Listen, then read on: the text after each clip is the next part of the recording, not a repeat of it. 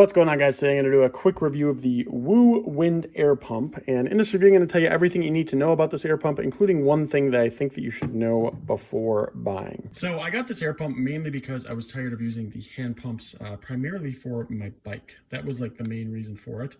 But there's actually a lot of uses for this overall, which makes it a pretty cool tool to have in your garage. It's your own little portable air compressor, basically. So as you can see here, M is for mode, right? And we can change the different modes. So they have a car mode for car tires. And yes, this does actually work. I understand why you would have your reservations about it and think, well, does it really? It does. So that works. They also have a motorcycle. They have a bike, which is what I primarily got it for, and I've used it a number of times for, and also like a sports ball, basketball, and then they also have manual. So if you want to adjust it, adjusting them is pretty easy. You can just basically choose wherever you want it to go, right? And typically this will go up to about 120.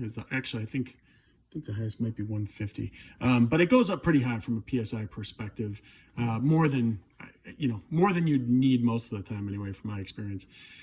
They also have different units. So right now it's in PSI. You can press this little U button here to change the unit. So PSI, which is US, then they have bar, KPA, kilograms per centimeter. I actually don't even know what country those are for or wherever else, but I do know that we like to use this one. And like I said, mostly it's for the bike, but I have used it on the car a few times when my tires get a little flat. So that said, yeah, really cool device, the way that it works. Like I said, it's just your own portable air compressor. Basically, the air gets pulled in here, right?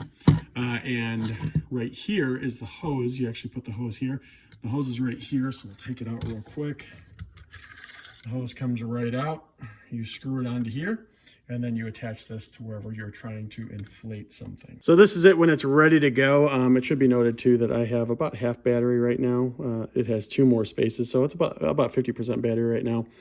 Doesn't drain crazy bad when you're actually using it. I was surprised by that. But I'll show you this working here in a second on my bike, but it actually does pretty well when you're using it from a battery perspective. Also comes with, I should just mention, this is where we keep it. So it has this, which obviously is just something to keep it in. And then we have this. This is the charger cord. Okay. So this charger cord basically hooks it right up to the device itself right here. You can hook it up and you can charge it as needed.